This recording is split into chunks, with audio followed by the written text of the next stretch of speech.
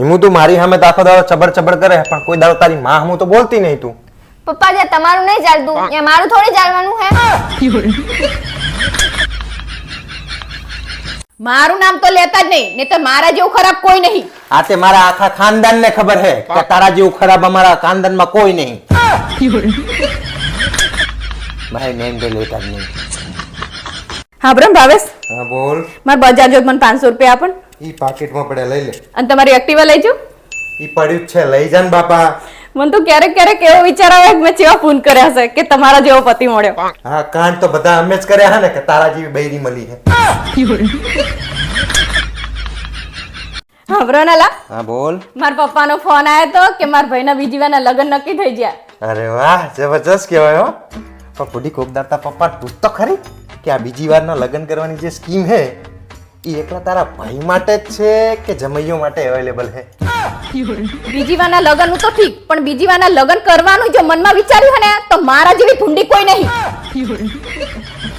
ઈ ભૂંડી હે ઈ મને એકલાને નહીં મારા આખા ખાનદાનને ખબર હે કે તારા જેવી ભૂંડી અમારા ખાનદાનમાં કોઈ નહીં આવી.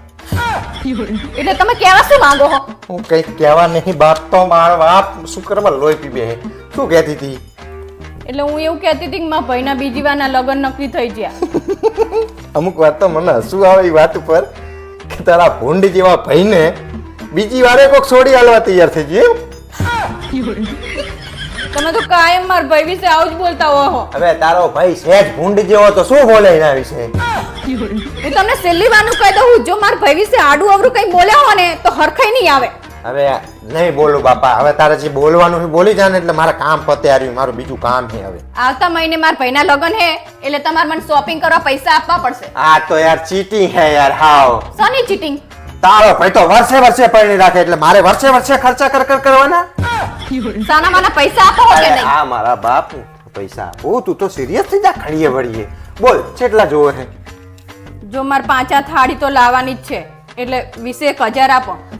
મારા બાપ 20,000 રૂપિયા અને હે ને હિમુના 10,000 આપી દો. મારા બાપ તમે માં દીકરી થઈને મને ભિખારી કરી નાખશો. અને તમારે કેટલા જોડી લાવવાના કહી દો. મારે કઈ નહીં લાવું મારા બાપ. હું ચડ્ડી બનિયાનમાં આવી જઈશ. ચડ્ડી બનિયાનમાં? હા તો તમે માં દીકરી આવા ખર્ચા કરો તો મારે ચડ્ડી બનિયાનમાં જવું પડે ને. સારા કપડા લાવજો, ત્યાં જઈને મારી ઇજ્જત નહીં કાઢવાની તમારે. હવે ઇજ્જત ની ચા તમે તમારા ખાનદાને ઇજ્જત ની વાત જ ના કરાય ને કે ભળીએ વળીએ પહેણતો ના હોય તારો ભાઈ. મારા ભાઈ વિશે તમારે બોલવાનું નહીં, તમારે મને ખાલી પૈસા આપી દેવાના છે. 50,000 રૂપિયા લાવો એટલે કામ પતે. મારા બાપ 50,000 રૂપિયા ના થાય એટલા બધા આવે. તમારા મારા હિમુ ના થાય જ ને. તારો બાપ લઈ લેજે. પતાય ને તારા ભાઈને કે હવે પહેણતો નહીં.